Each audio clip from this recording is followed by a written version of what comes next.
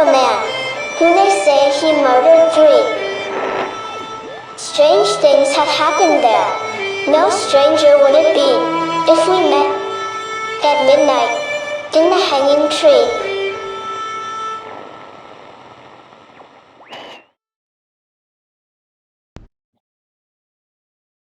Welcome to the show. I'm your host, Chris James.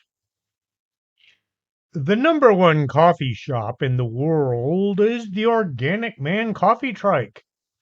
It's probably number one in the universe, but there hasn't been a coffee shop competition as far as I know. 4501 McPherson is where it's at, and you can drive by or shop online by going to organicmancoffeetrike.shop.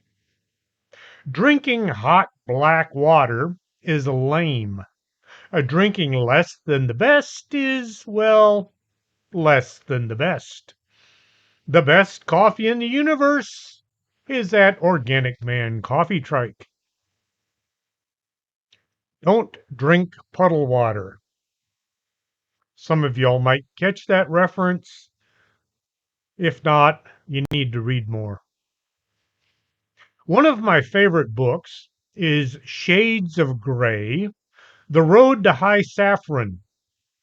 Jasper Fforde had to add that end part due to that porn book lots of folks were ranting about. It's just called Shades of Grey as far as I'm concerned, because that's what it was called when I bought my first copy. In a dystopian world, a person's status is based on their ability to see color. It doesn't sound so exciting, but once you get to reading, you'll see why I like it so much. I think I've read it 6 times now. Eddie Russet has been sent to the outer fringes to conduct a chair census. Yeah, sounds really lame. The society is governed by a book of rules set down by Munsell. Some of the rules are beyond understanding, such as it's unlawful to produce spoons. This makes having a spoon a big deal. It is also forbidden to mention the number that comes between 72 and 74. To get the most out of the book, you need to either have a huge understanding of everything or do some reading. Reading other than the book that you're reading. When I'm reading a book by Jasper Fforde, I always keep my cell phone handy because I have to look up some of the things he refers to. Reading other books helps a lot, but don't get confused and forget to go back to the book you're reading. The number 73 has some weird meanings. In 1859, the Western Union Company published the 92 Code. This code consisted of a list of numerals from 1 to 92 that stood for predetermined messages that were to be used by all operators on the Western Union wires. In the 92 Code, the meaning of 73 was originally all my love, but it was changed to with my compliments. The message was formal, but that was how people used to talk. Today, QRP operators sign off with the code 72, one less than 73, so not quite so formal.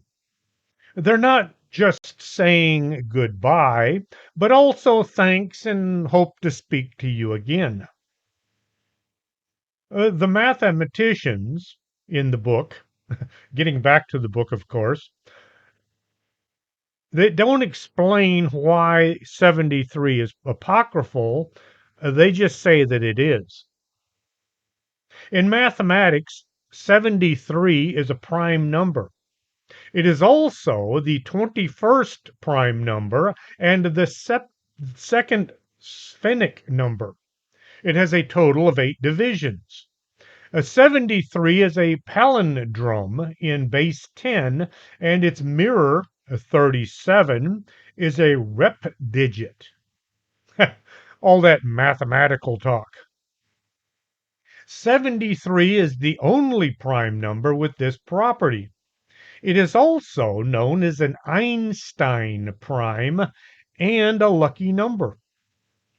A palindrome is a word, phrase, or sequence that reads the same backwards as forwards. So 73 is 37.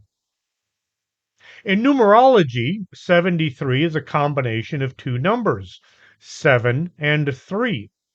7 is associated with wisdom and knowledge, and 3 represents creative expression and communication.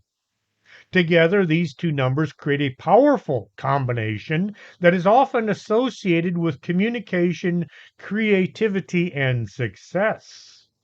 Maybe that's why it's apocryphal. 73 is seen as a sign of spiritual growth and enlightenment. It is said to represent the journey of discovering the truth and understanding the spiritual world. People with this number in their life are often very intuitive and have the ability to see into the future. They're also believed to have the ability to help others achieve their goals. Others like maybe Jane Grey. 73 is said to be a symbol of harmony and balance. People with this number in their life are often able to balance their work and family without sacrificing one or the other. They are also known to have the ability to stay calm and collected during stressful situations. 73 is said to represent the strong connection with the spiritual world. People who have the number in their life are often more in tune with the energies and the vibrations of the universe. They're able to use this connection to help others and bring peace and balance to their lives. Not being able to use 73 in shades of gray creates a lot of problems for mathematicians or anybody counting past 72. In the book, the name Munsell comes up a lot, as in our Munsell, or the Book of Munsell, the statues of Munsell that every town has to have. Who was Munsell, you might ask? I did. The Munsell Book of Color are color swatch books that help you select and communicate color. The color index books are based on Munsell's visual color order system, so it's faster and easier for you to select the color that you need. Plus, the colors are organized like the color wheel, making it easier to navigate each Munsell book of color. Instead of ordering red, which there are lots and lots of shades of red, you would order F2003C. A society based on your ability to see color, I can see why Munsell would be a big deal. The people in charge of the place where Eddie is trying to survive did some creative nastiness to run their little slice of heaven. The most remarkable thing about color is it doesn't exist. It is a property of the mind and only the mind. When you perceive orange, your mind is simply interpreting light that is vibrating at a specific frequency. An orange isn't orange at all. Color has no color in the real world. an illusion in order to help us make better sense of the world. Now, if that doesn't make your head hurt, I don't know what will. I find reading Shades of Grey and its sequel, Red Side Story, to get the old brain to work on things I don't usually think about. This is what a good book is supposed to do. If you read a book and when it's finished you go looking for a new story, it probably wasn't that good. If, on the other hand, you finish the book and you immediately tell everybody they should read it as well, and you spend hours thinking about what you just took in, then it was a worthy endeavor. I suggest everyone out there should read Shades of Grey and Red Side Story as well. Jasper Ford told me he will be working on the third book in the series as soon as he finishes the Thursday Next number 8 book, A Dark Reading Matter. A Thursday Next is a literary investigator who discovers that she can enter books. It's a wild series and has nothing to do with today's show, but I highly recommend that series as well.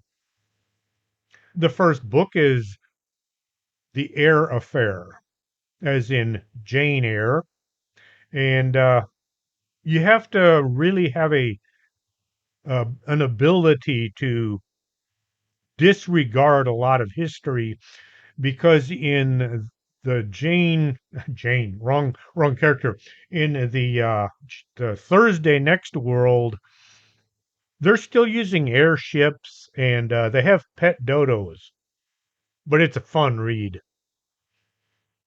Another book I found fascinating is The Hitchhiker's Guide to the Galaxy, a 5-part trilogy. Yeah, I know, a trilogy has 3 books in it. The last 2 were written after the trilogy was already out, so I just go with it.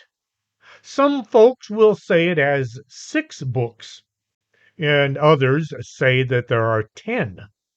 The last few titles were written by other authors based on manuscripts that Adams had started but never finished. Maybe that's why when Terry Pratchett died, his final request was that the hard drive be removed from his computer and run over by a steamroller. Nobody was going to finish his works. In The Hitchhiker's Guide, a group of hyper-intelligent, pan-dimensional beings demand to learn the answer to the ultimate question of life, the universe, and everything from a supercomputer called Deep Thought. It was specially built just for this purpose. It takes Deep Thought 7.5 million years to compute and check its answer, which turns out to be 42. A Deep Thought points out that the answer seems meaningless because the beings who instructed it didn't know exactly what the question was. When asked to produce the ultimate question, Deep Thought says that it cannot. However, it can help to design an even more powerful computer that can. This new computer will incorporate living beings into its computational matrix and will run for 10 million years. This computer is revealed as being the planet Earth, with its pan-dimensional creators assuming the form of white lab mice to observe its running.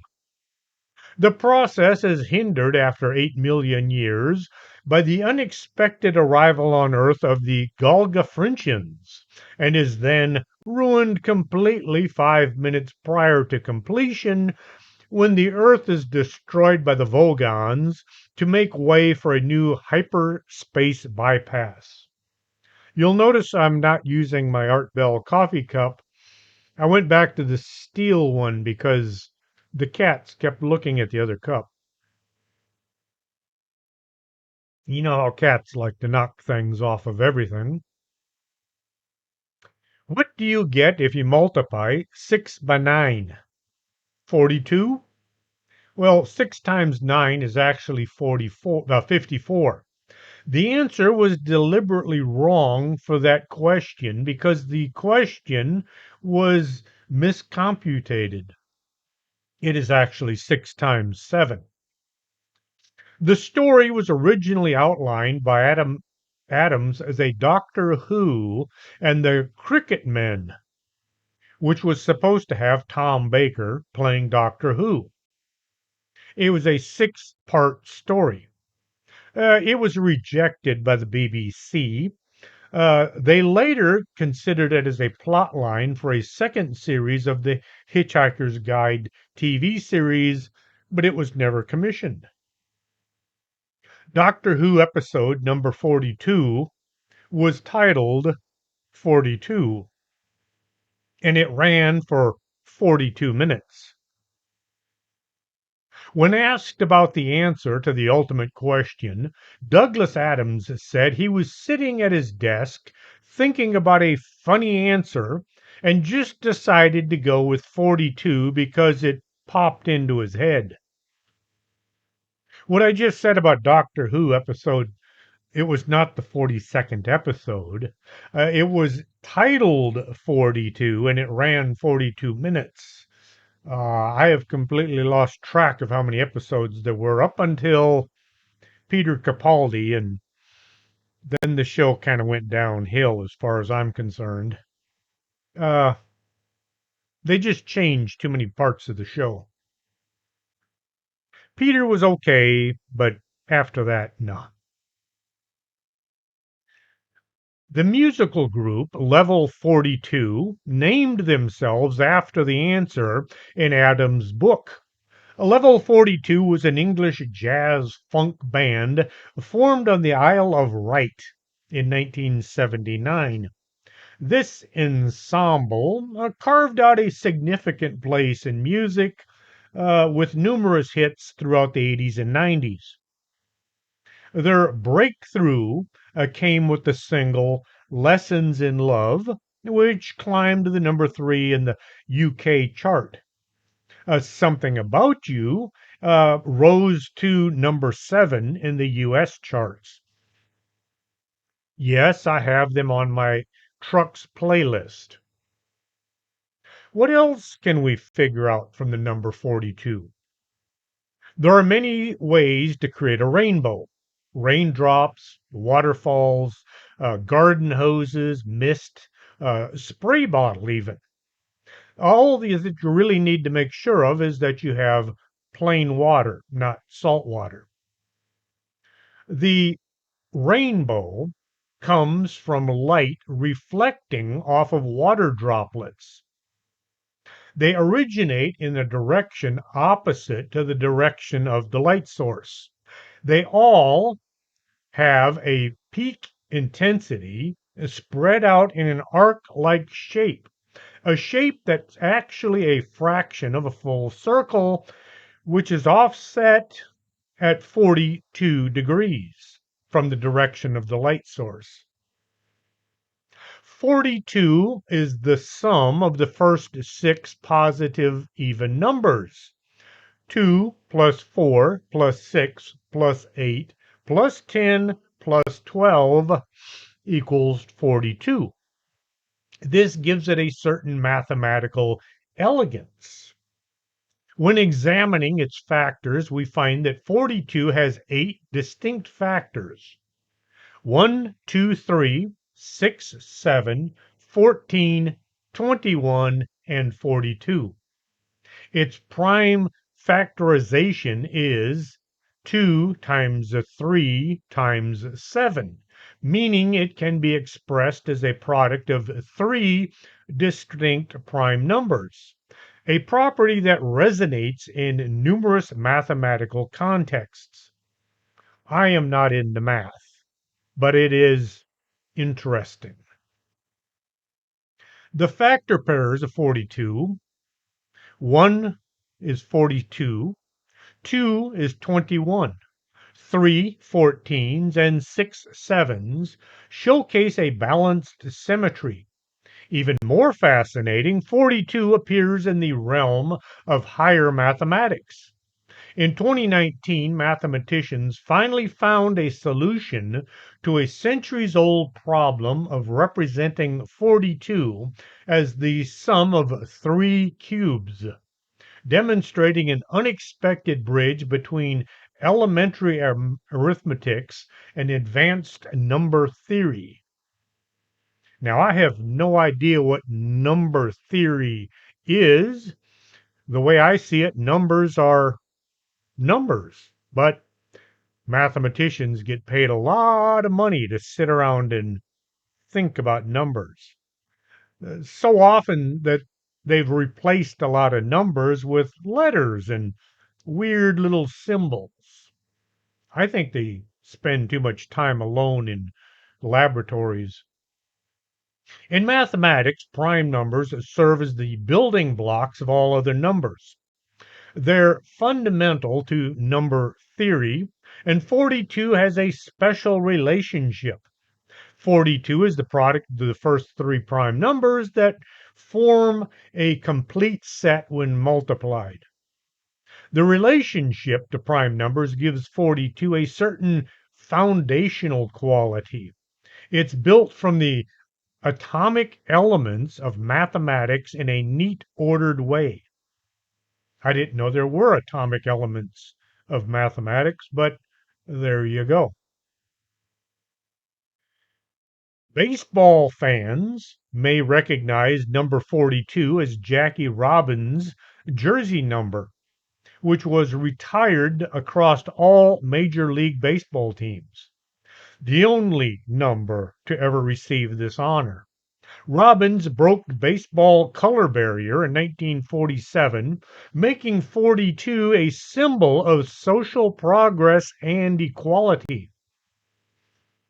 In physics, 42 degrees is approximately the critical angle of water.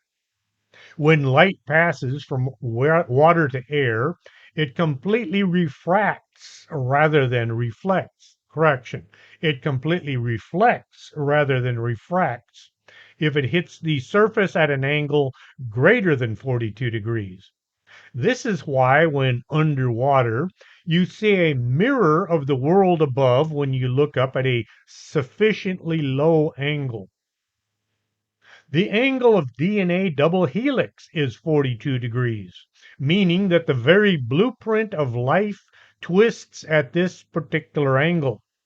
If we're searching for meaning of life in the number 42, perhaps we need to look no further than our own genetic code. 42 represents the ASCII code for the asterisk, the character in computing. This is far more than a trivial coincidence. The asterisk serves as a wildcard character in programming language, database queries, and search functions representing anything and everything when performing pattern matches. This creates a stunning parallel between the technical implementation of Adam's fictional concept. The number represents the answer to everything. In the novel, actually represents the wildcard symbol for everything in computer systems. When programmers use an asterisk in their code to match any problem value, they're unwittingly evoking the number 42. This technical connection adds another layer to the number's multifaceted significance, bringing fiction and practical computing to an almost poetic gathering. Beyond conventional music, the specific frequency, 42 hertz, has garnered attention for its therapeutic properties. Some researchers say exposure to this low frequency sound may help promote relaxation and reduce stress levels by resonating with the human body's natural rhythms. Practitioners have begun incorporating this specific frequency in sound therapy and music therapy sessions, suggesting it may alleviate symptoms associated with anxiety and depression. Audio equipment manufacturers have embraced the number with products like the Mist Gatling 42 headphones and the Mica RB42 bookshelf speakers. They incorporating the number 42 into their model designs. Various music artists have also released songs titled 42, including Mumford Sons, Coldplay, where have we heard that name recently, and French Malian artist Aya Nakamura, further cementing the number's presence in musical culture. In ancient Egypt, 42 was very significant. The 42 principles of Mott were the moral ideals that guided the judgment of the dead. When a person died, their heart was weighed against a feather, truth and justice, and they had to make 42 negative confessions, declaring the evils that they had not committed during their lifetime. 42. This connects 42 directly to the ultimate judgment of the human life, a literal answer about the value and the meanings of one's existence. The number 42 appears with striking frequency in biblical texts. In the King James Bible, the phrase 40 and 2 and 2 and 40 occurs 14 times in 14 verses, with particular concentration in the book of Nehemiah, Ezra, and 2 Kings. In the book of Revelations, 42 months is specifically mentioned as the duration of the Antichrist's authority during the end times. According to Revelations 11:1 and 2, this is the period when they shall trample upon the holy city. And in Revelations 13:4 and 5, it describes as the time frame during which the beast's power will have authority. 42. From the genealogical perspective, 42 represents significant lineages in biblical history. The Gospel of Matthew traces 42 generations from Abraham to Jesus, while the Gospel of Luke similarly references 42 generations from David to Jesus. These parallel genealogical connects the number to the fulfillment of messianic prophecy and divine plan through human lineage. Biblical scholars note 42 can be symbolically derived as 6 times 7, which carries deep meaning. In biblical numerology, 6 is associated with mankind because he was created on the sixth day, and 7 represents divine perfection or completeness. The product of these numbers creates a connection between human existence and divine will.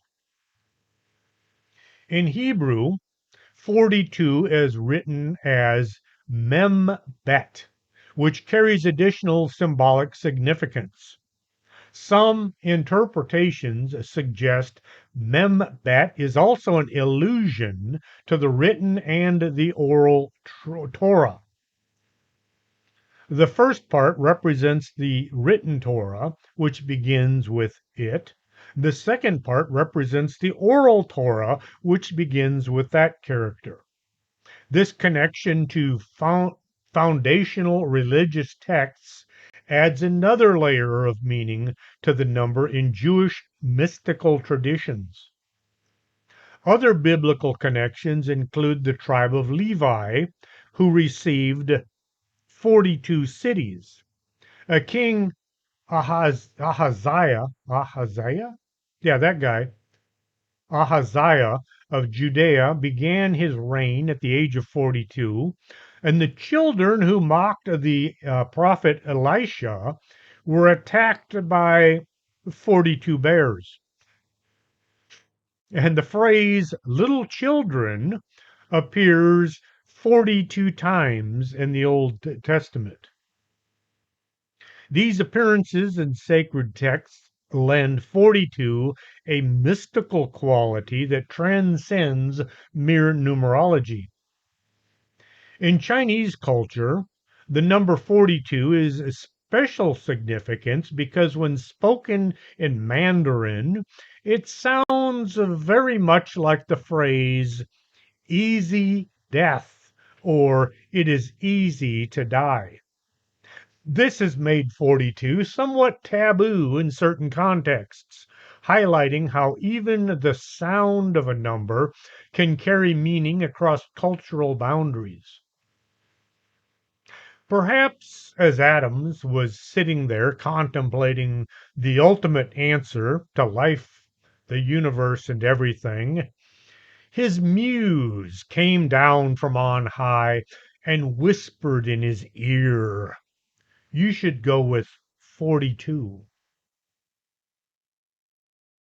Folks just love to hate the number 666 as being an evil thing. I've seen it in tattoos, spray painted on walls, written in, I hope it was animal blood, on the floors, many other nasty things. In the Bible, it says, "Here is wisdom.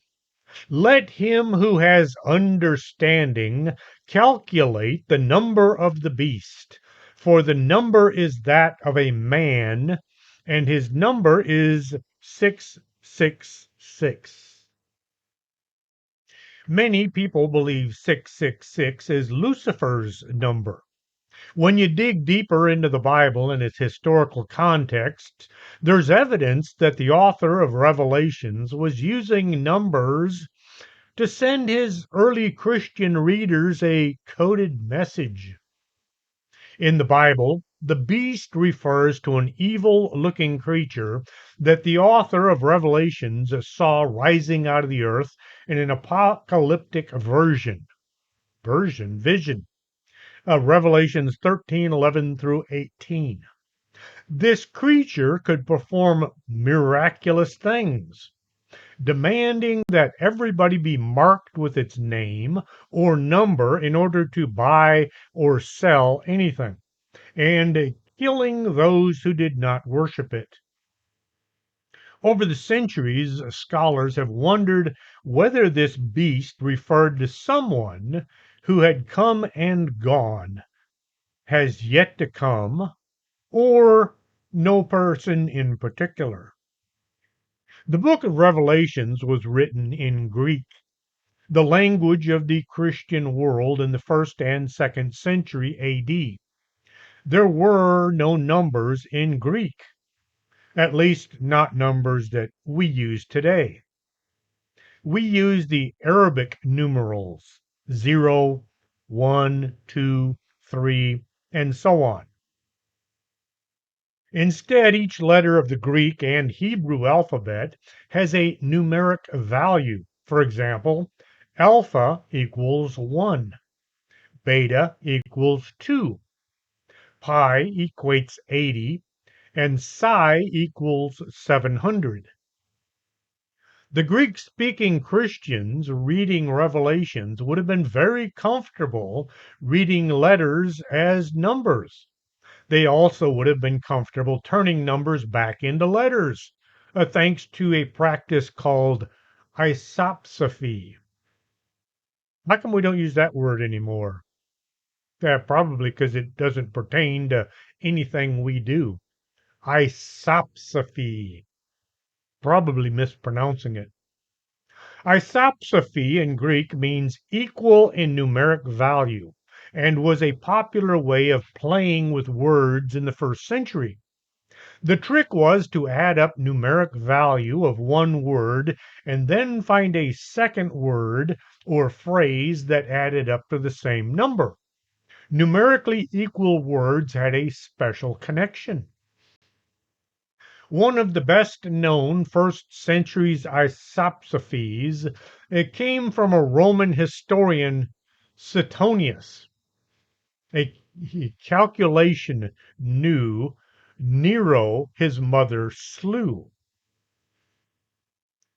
In this case, the emperor's name, Nero, equals 1005, the exact value of the phrase, his mother slew.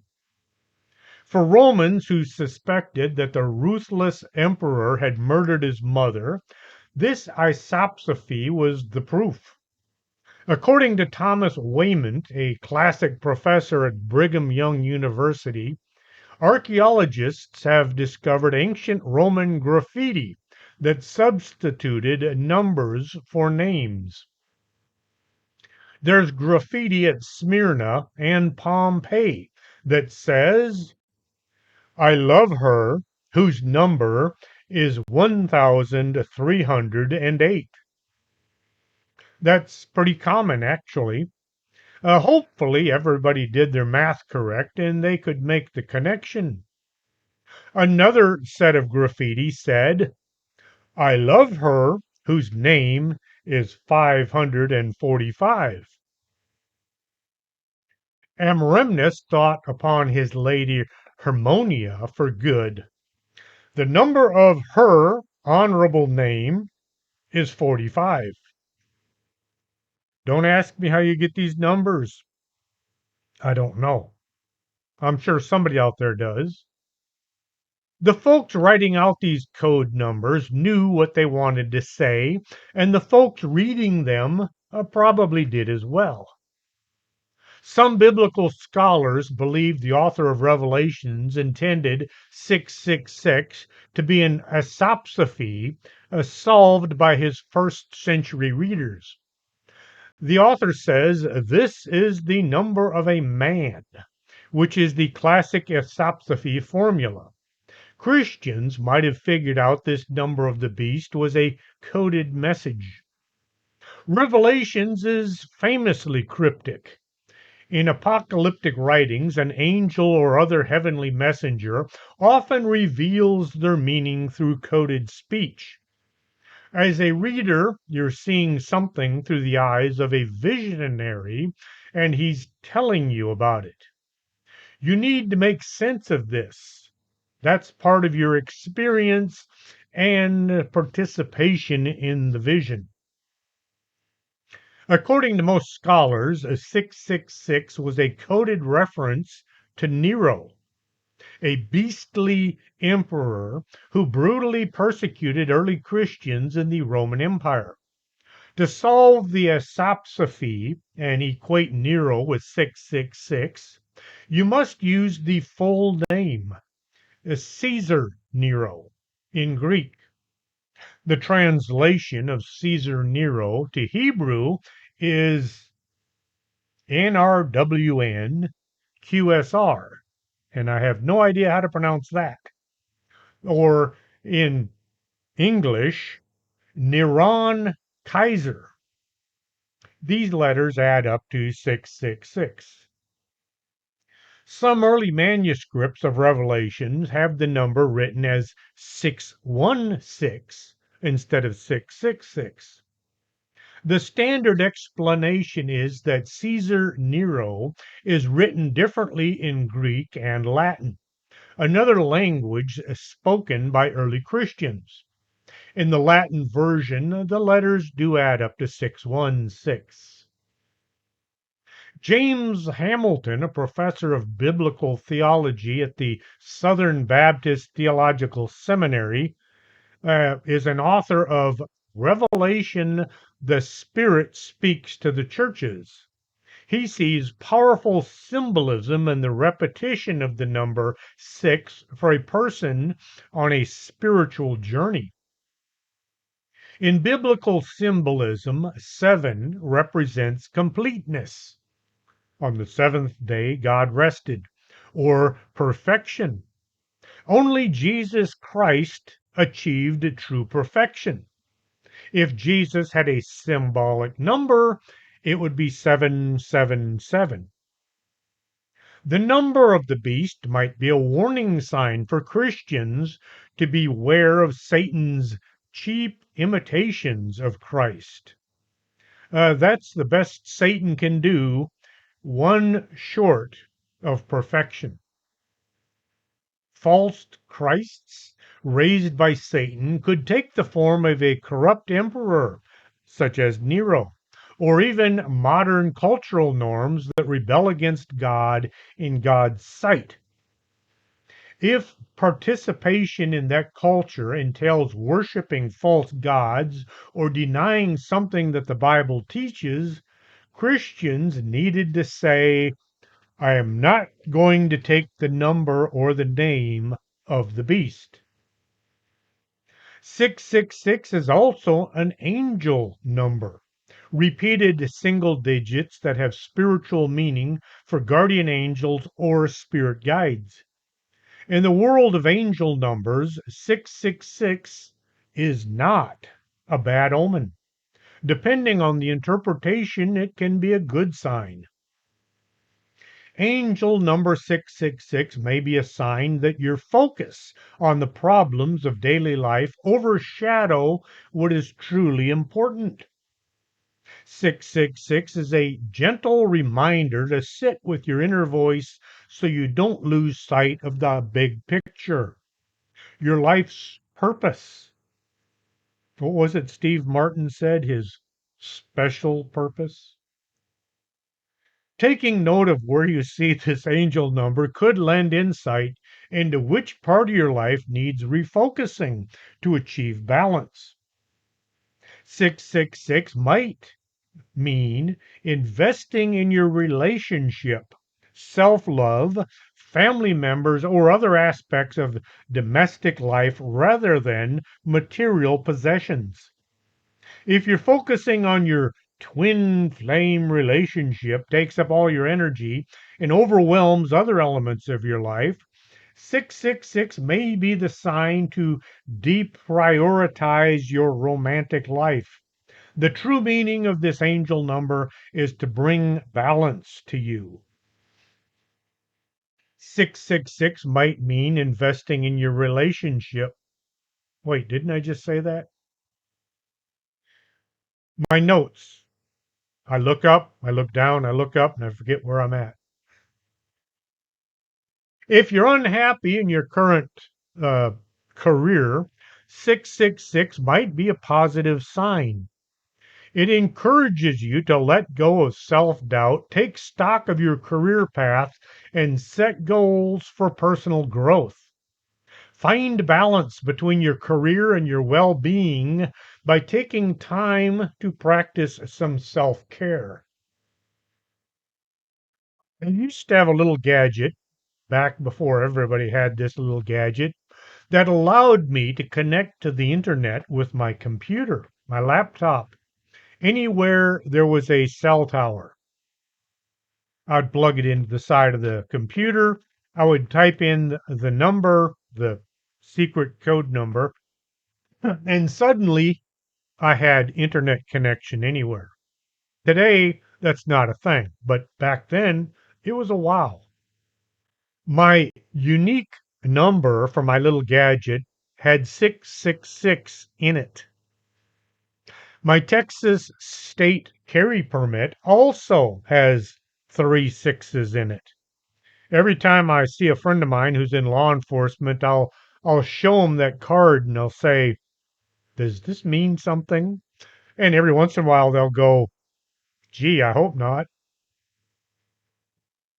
If 666 is the number of the beast, it has been secretly embedded into a wide array of modern logos, designs, and symbols that are linked to global corporations, scientific organizations, and influential institutions. These conspiracy theories suggest 666 is hidden in is evidence of a larger conspiracy, an attempt by the elites, the corporations, or the Antichrist himself to influence and control humanity. Whether it's a barcode on a product, a corporate logo such as Google Chrome, or the biohazard symbol, conspiracy theories believe these designs are deliberately infused with the number 666 to signal allegiance to the dark forces or as part of a larger apocalyptic plan. They have taken the number of the beast so they can buy and sell goods. This claim is fueled by a broader distrust of technology, corporations, and world organizations, combined with a fascination with biblical prophecies. Barcodes, used just about everywhere on the planet to scan products, have the embedded number 666 in one of the oldest and most persistent ideas. It is based on the idea that two thin lines that represent the number 6 in barcodes appears three times, the beginning, middle, and end, therefore spell out 666.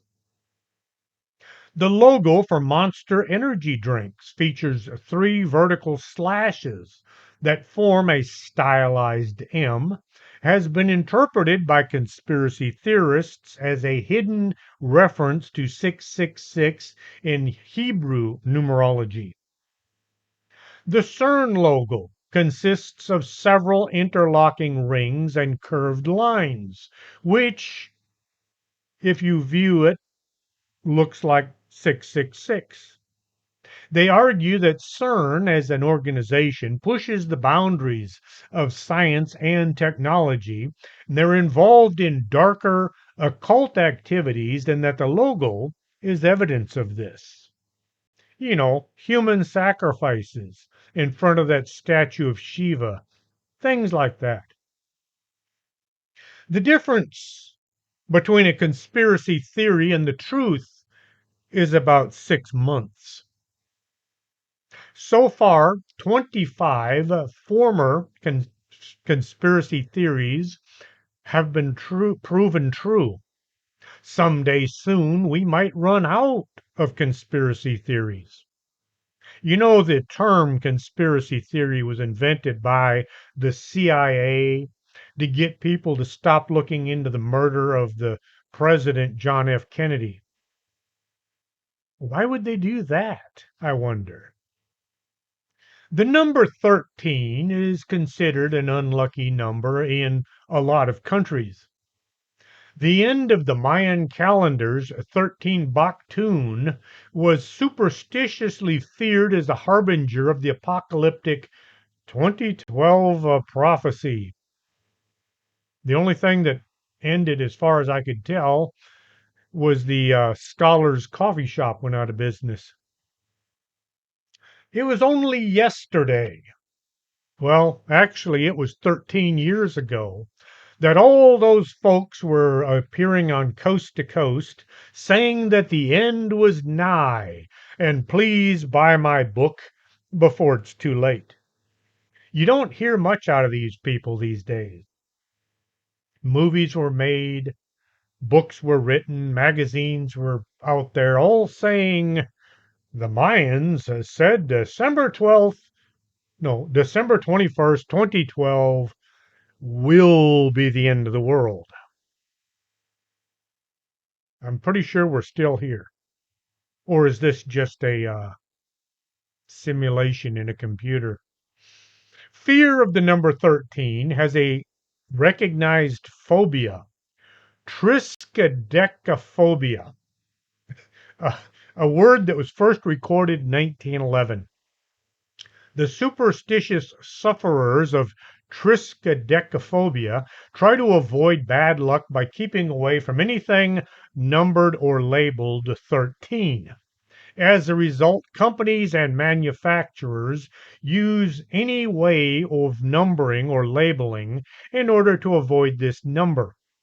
Hotels, tall buildings, uh, they all have the 14th floor right after the 12th. Like, oh, that makes it go away. If you stand outside and count, well, you can figure out that there is a 13th floor. A hotel here in Laredo called Hojo's. That's not its name anymore. I don't know what they call it these days. It was called Hojo's when I got here. It had a 13th floor. In the elevator, there was a button that said 13 on it. I had been to the 13th floor several times. I'm pretty sure nothing bad happened. It is also considered unlucky to have 13 guests at a table. Now, Friday the 13th has been considered an unlucky day. There are a number of theories as to why the number 13 became associated with bad luck, but none of them have been accepted as being the real answer. Jesus' Last Supper, there were 13 people around the table, counting Jesus himself and the 12 apostles. Why did they all sit on the same side of the table? Oh, wait. Actually, back then, they didn't sit in chairs. They lounged on what looked like couches. That's how dinner was eaten. Some believe that this unlucky number because one of the 13, Judas Iscariot, was the betrayer of Jesus Christ. He was number 13. From the 1890s, a number of English language sources relate the unlucky 13 to the idea that at the Last Supper, Judas was the last person to take his seat. He was the 13th guest. Friday the 13th, in October 1307, King Philip IV of France ordered the arrest of the Knights Templar, and most of the knights were tortured and killed. Well, it was unlucky for them, but I'm not a Templar. I'm not even a Mason. Why should I be careful on Friday the 13th? Just in case, that's why. I'm too old to be taking risks that can be easily avoided. A year with 13 full moons instead of 12 posed problems for the monks in charge of calendars. This was considered a very unfortunate circumstances, especially by the monks who had the charge of calendars with a 13th month in them. For this reason, 13 came to be considered an unlucky number. A typical century has 37 years that have 13 full moons, compared to 67 years with 12 full moons. And typically, every third or fourth year has 13 full moons. In ancient cultures, the number 13 represented femininity because it corresponded to the number of lunar and menstrual cycles that a woman had in a year. The theory is that as the solar calendar triumphed over the lunar calendar, the number 13 became anathema. There is a story that the earliest reference to 13 being unlucky or evil is the Babylonian Code of Hammurabi in around 1780 BC, where the 13th law is said to have been omitted. Well, actually, the original Code of Hammurabi had no numeration. Remember, they didn't have the numbers that we have today.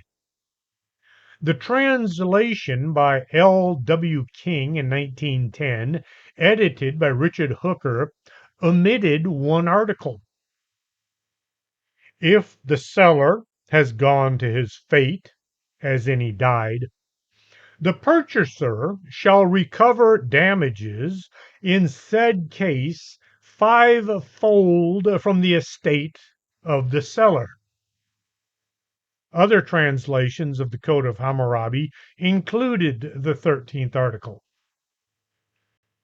In Spain and most Latin countries, Tuesday the 13th is known as Martes Trece, is thought to be a mala suerte, or bad luck, rather than Friday the 13th.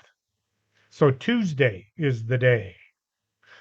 There are thought to be many reasons for the day to be considered unfortunate, one of these being that Martes, the word for Tuesday in Spanish, is related to the Roman god of war, Mars. I have to ask again, why do English-speaking countries use Norse gods for 4 days of the week? Tuesday is named for Tui, or Tyre, the Norse god of war.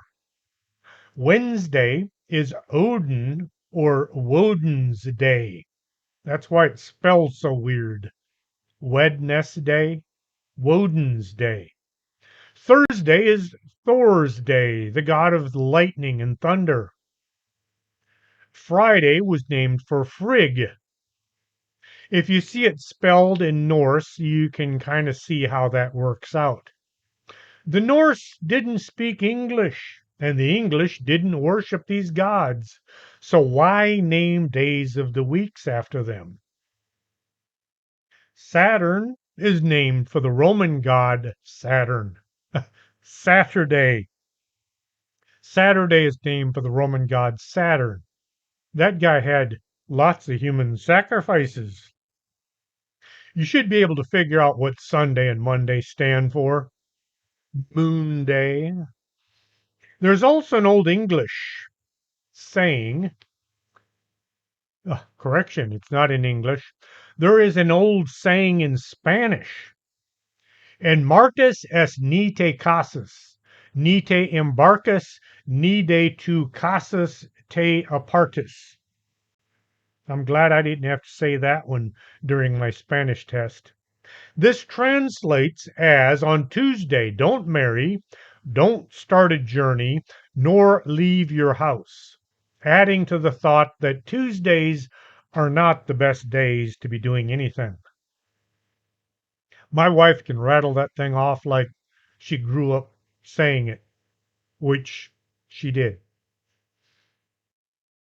Another reason for the superstition is also down to some historical events that happened on Tuesday the 13th, such as the fall of Constantinople to the Fourth Crusade on Tuesday 13th April 1204.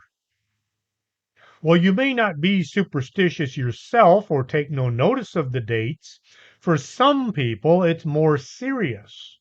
For example, did you know there's actually a real phobia called trisedavomortophobia? Fear of Tuesday the 13th, causing an uncontrollable fear of leaving the house and coming into contact with others. Not a lot of people get married on a Tuesday, but now there's a good reason not to. In Greek mythology, Ophiuchus, I like to call him Ophiuchus, sounds better. It's easier to say Ophiuchus rather than Ophiuchus. Sounds like I'm swearing at people. Ophiuchus was said to depict the god Apollo wrestling with snakes that were guarding the temple of the goddess Gaia at Delphi. Ophiuchus. I'm going to go with Ophiuchus. That way I'm not swearing at the audience. When Apollo killed the snake, it became his temple, and that's when he bestowed the Pythia oracle as a medium to convey his prophecies. The story had variations over the years, but it was always associated with a man wrestling a serpent. Centuries before Ptolemy, the, the Babylonians, who were noted astronomers, knew about the 13th constellation of Ophiuchus, which appear which appears from November 30th to December 18th and is situated between Scorpio and Sagittarius. Babylonians were the first to create the concept of the zodiac based on astrological constellations. As Earth orbits the sun would appear to pass through each of these sections of the zodiac. In order to align with the yearly 12-month calendar that they had created, which was based on the moon, they established the 12 constellation zodiac. Somebody had to lose their spot, and the snake was chosen. The Babylonians left Ophiuchus out of the zodiac, and the West has continued to use the same 12-month based zodiac ever since. Likewise, the ancient Greeks also used this zodiac, with each sign representing one of the 12 gods of Mount Olympus. They say that each god is the protector of his own sign, and every sign denotes a different personality type with its own strengths and weaknesses. Ophiuchus didn't do a very good job protecting his zodiac symbol, did he? I like to say I'm an Aries. It gives me an excuse for my violent temper and outbursts. Hey, that's my excuse. In recent decades, astrologists have argued for the change of the zodiac to 13 constellations. If you get an astrological reading, but your zodiac sign is Ophiuchus, won't this make the reading wrong? I don't put a whole lot of weight into astrology. However, I did get my reading from the Association for Research and Enlightenment. The ARE is the organization created by Edgar Casey. I was a member for several years until I accidentally forgot to pay my renewal. I let it slip and I kept saying I'm going to renew next week. And well, it's been about 10 years now. A lot of folks thought that NASA was going to change the zodiac to 13 constellations. It was all over the news for a while, just like how we were going to switch to the metric system.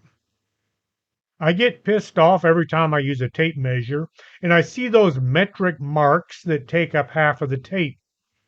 All those folks saying metric is better are actually just in love with Napoleon Bonaparte, who gave us that form of measure so he could put his mark on society.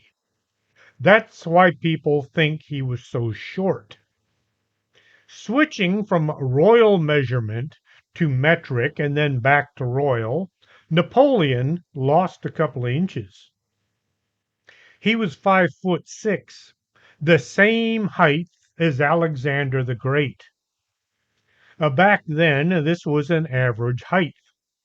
If Napoleon hadn't gone messing with our tape measures, he would have been remembered as other things rather than just being short. Me and Alan Ladd are the exact same height. Any of y'all remember that from the movie? If you do, put it in the comments. You won't win anything, but you will be able to have bragging rights. Me and Alan Ladd are the exact same height.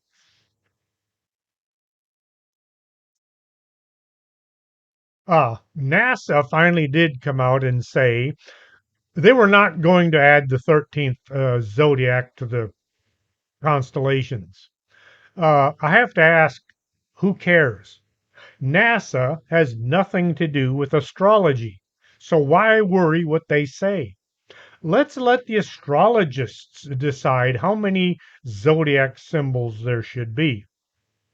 NASA does stand for never a straight answer. In France, 13 was considered a lucky number prior to the First World War. It was used in numerical form as a good luck symbol on postcards and charms. I guess they decided being invaded wasn't very lucky. In Italy, 13 was a lucky number in the Italian football pools. Their Toto Calcio, the Italian expression fari 13, which translates as make 13, means to hit the jackpot. Here in the United States, Colgate University considers 13 a lucky number. They were founded 1819 by 13 men with $13 and 13 articles. To this day, members of the Colgate community consider the number 13 as a good omen. The campus address is 13 Oak Drive in Hamilton, New York, and the male a cappella group is called the Colgate 13. A baker's dozen, the devil's dozen, the long dozen, or the long measure is 13, one more than the standard dozen. The 13th loaf is called the Vantage loaf because it is considered advantageous overall to get the 13th loaf for the price of 12. A baker's dozen became 13 to avoid a beating. In medieval England, there were laws that related to the price of bread to the price of wheat used to make it. Bakers who were found to be cheating their customers by overpricing undersized loaves were subject to strict punishment, including fines and flogging. Even with careful planning, it is difficult to ensure that all your baked goods come out the same size. There may be fluctuations in rising and baking and air content, and many of these bakers didn't even have scales to weigh their dough. For fear of accidentally coming up short, they would throw in a bit of extra to ensure that they wouldn't end up with a surprise beating. Sometimes Sometimes baker's dozen was 14, just to be extra sure. Next time you buy a dozen donuts, ask, where's the 13th? Mary Kay Ash, better known as Mary Kay, started her multi-million-dollar business on Friday the 13th. She had to sign the papers at the bank, and it just happened to fall on that day. Her huge headquarters building in Arlington, Texas, has 13 floors, and her office was on the 13th. I would say that for her, the number 13 was very lucky. The number 12 is one of the foundations of the scriptures. The meaning of 12 is that it symbolizes God's power and authority as well as serving as a perfect governmental foundation. It can also symbolize completeness or the nation of Israel as a whole. Why were there only 10 commandments? Did somebody leave off 2 of them?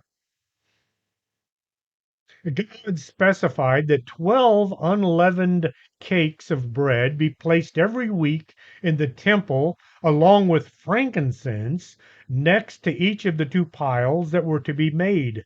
The priests were commanded to change the bread out every Sabbath.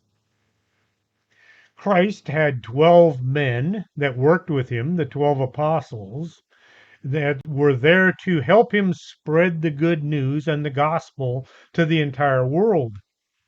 Each man had an important role in sharing the message of God. The number 12 was significant because that number represented the 12 tribes of Israel. This signifies the renewal of the covenant between God and humans. After the crucifixion, the remaining 11 had to choose a replacement for Judas. He had kind of messed up and then he killed himself. The remaining disciples chose Matthias as the new member, and then Jesus appeared to them, which is kind of weird because he showed up before Mary and his mother before visiting his helpers.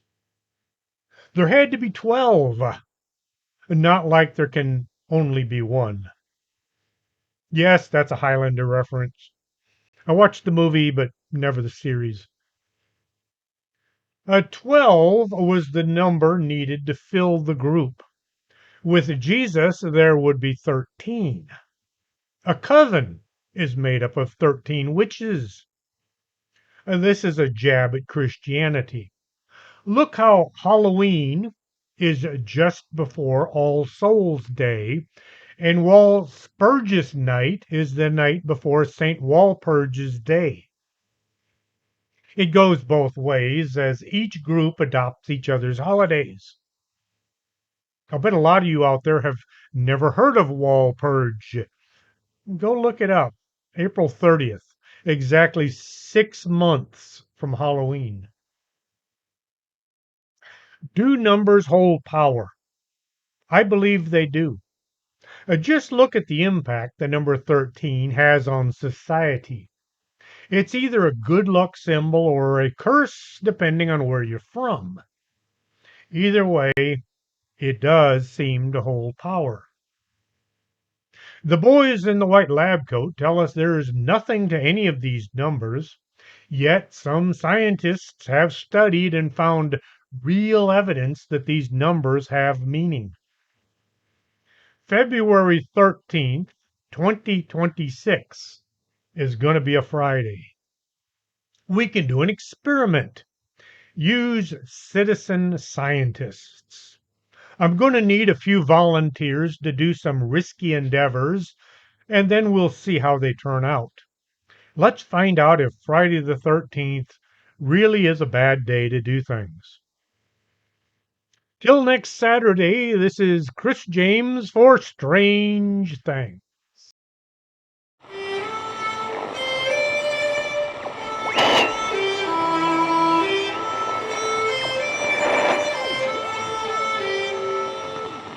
Are you coming to the tree where there's strung up a man who they say he murdered 3? Strange things have happened there. No stranger would it be if we met at midnight in the hanging tree.